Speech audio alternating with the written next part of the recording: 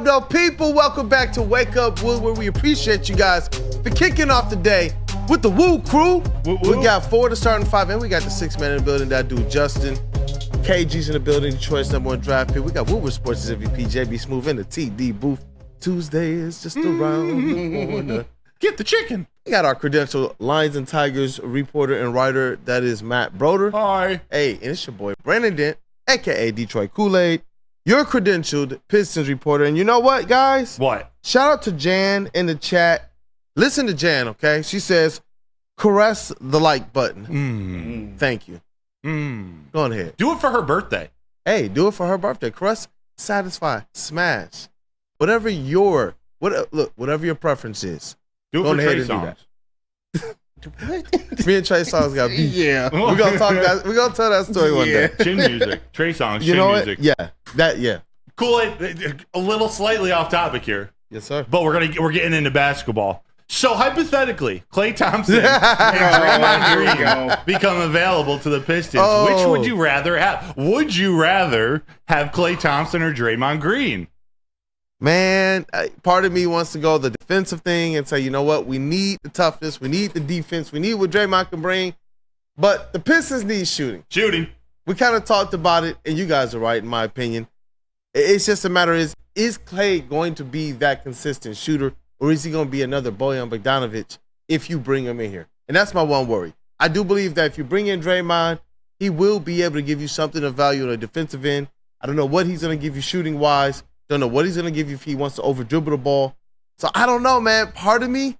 No, bro. I got to. Bro, you're a basketball guy. Draymond coming in would make this team that much worse at shooting. We cannot be getting worse at shooting the basketball. It has nothing to do with Michigan State. What happens if Klay Thompson comes in here and he lays a dud from behind the arc? He's not contributing anything else. Klay, okay, he's not as quick as he once was. He's lost a step. He was once one of the better perimeter defenders in the NBA. He knows how to do it.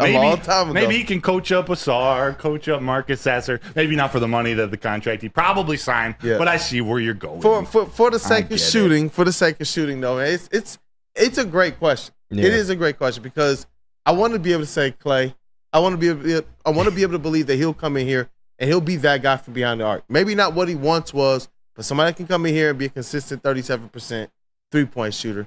What you think about that question, KG? Man, can I say neither? I mean, would you rather? You know the rules. You would say no to Klay? You know the rules. And I mean, at this point in their careers, it's like, no, maybe 5 to 6 years ago, I'd be jumping over joy for either one of them. But you look at Draymond, yes, defensively, he'd be great, but this is the last thing this team needs is more non-shooting, defensive playing, bigger people. And Klay, he's just a shell of himself, man. I'm sorry. He's not the same Klay Thompson that we once knew. The injury kind of just, it took the last of his ability to put the ball on the floor and things of that nature. And he's not as consistent from three as he once was. So I'm good on both of them, actually, man. I think there's better options out there, just being real. There's far better options out there, just being real. But you already know the Pistons got a boatload of money. And as you would have been jumping for joy for either one of those guys 3 or 4 years ago, I'm sure one of those guys are jumping for joy for the Detroit Pistons and say, you know what? Take this cash, come over here. Those are not the stars that we're talking about when we say, you know what? Go out there and find like all-star level or all-star type players. Those are not those guys. And maybe if this team was further along, I'd be more on board with a Klay or Draymond move, but they are just not there right now. We need to find our identity. We need to figure out who is going to be here, a part of this core long term. Yeah. That right there is the crucial aspect of it. And it sucks because this past year was supposed to be the assessment for that. Yeah. So it's like, is Trajan Langdon and Co. entering into this season looking to start that all over again? You got that Monty Williams graphic just so we can for the people. Yeah, give me 1 second before to Monty fix Williams. It up. For the Monty Williams one, let's just to reset it. Let's talk about the Fred Vinson news just real quick. For the Woodward Pistons fam as well. Of course. Yeah, that graphic should be up next. Oh yeah, there it goes. Yeah, Fred Vinson is joining Monty Williams' Detroit Pistons staff as an assistant coach. I wanted to be able to put this one on first because it instantly sent kind of social media a buzz, Pistons fans a buzz, like, yo, so does that mean that the assessment of Monty Williams that Trajan Langdon was going to do, does that mean that Monty Williams is staying? And then that next graphic with Monty Williams on it, we got the breaking news that via Mark Stein that Monty Williams is going to be retained by the Detroit Pistons. That should be the next graphic on there, bro. Yeah. Oh, got to fix that one up still. Yeah. That's a big Monty. Full Monty. But no, we can go back to the Cade one because where this thing starts, and we're going to do an off-season kickoff. I know that the NBA draft is next Wednesday, next Thursday. The Woo crew is going to be running the show. In the years past, I've had different cast of characters help me with the Woodward Pistons kind of NBA draft coverage. This year, we're doing an all-out kind of off-season kickoff. We got to get this thing right, man. Yeah. And so we're going to be asking all of the questions at the press conference and trying to make things work. But where this thing starts is right here with this guy, Cade Cunningham. And Rasheed Wallace had some big words to say about Cade. He said, I F with Cade. I really like him because he's a big point, as in point guard. As we always say about Scotty, and I believe that's Pippen, and Edwards and Luka, or maybe he's talking about Scotty Barnes. He said he's a point forward. I like the comparison. Everything starts here. Just like with the hypothetical when we talk about Draymond and Klay, if you had to pick one, naturally you'd pick one you believe compared with Cade Cunningham. And that's where this thing needs to start. Whether you're assessing this thing as it relates to what you're going to take in the draft, free agency, or what's already on the roster, I'm hoping that assessment is taking place right now. Yeah. You can't go into a whole nother season where you're like, you know what? Let's try and figure out what we got in these young players, especially if you're bringing back a Monty Williams who openly declared during the start of training camp last season that this is not a roster that he's comfortable coaching. It's not one that he's used to.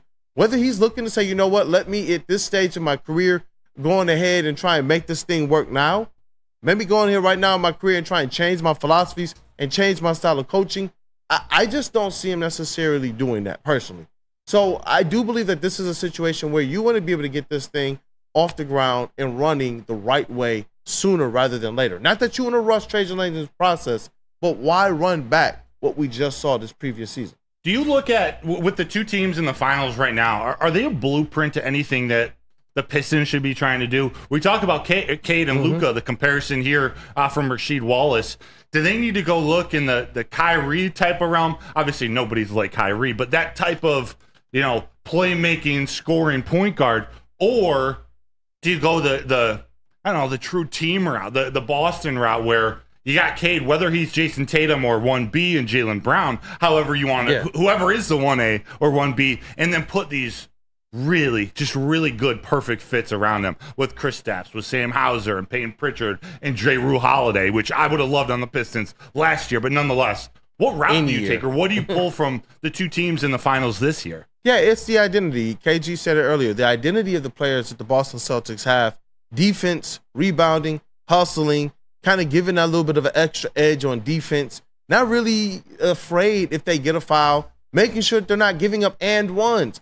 Bro, the Detroit Pistons gave up some and ones last year.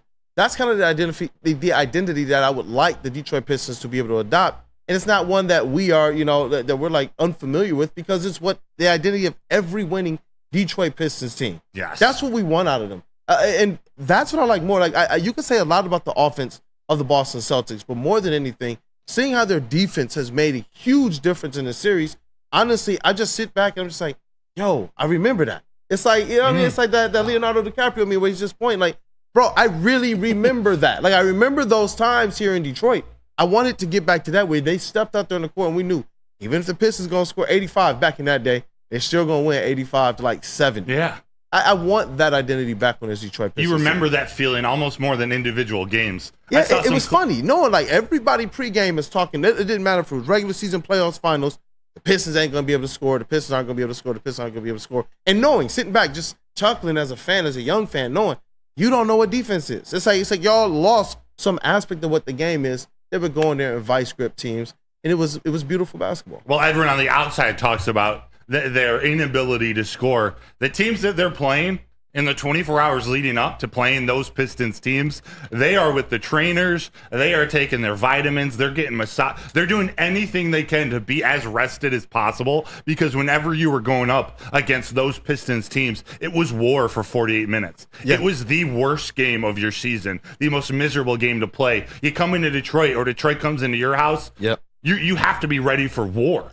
And with this Detroit team, people come into this house and they bench their star players. Yeah, and then those bench players are coming in and popping off for 30 points, 20 points, 40 points. You know, their third and fourth tier players are coming in. Like Desmond Bane dropped 40, 50 points on us here. Like that was crazy to watch. We were all sitting there saying when we were trying to figure out which one of these games is going to break the streak, when they were on that long historic losing streak, Desmond Bane came in here and said, I don't know why y'all penciled us on your calendar just because John Miranda's out.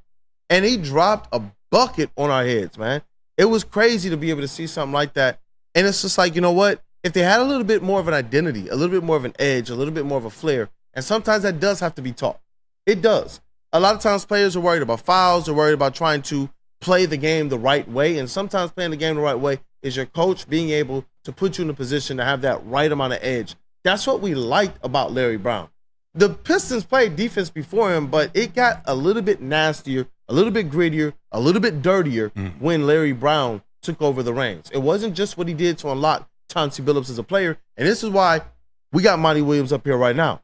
It's going to be, if he's the guy, if he's the coach, it's going to be on him to make sure that these players can take that next step and can understand and can be taught. You got to have these guys going out there and looking like they know what they're doing, because the defense, in my opinion, looked like it regressed this season more so than it did last season. And I thought they had more talent this year. Which it shouldn't have. It shouldn't have. Like, that's what we need to see.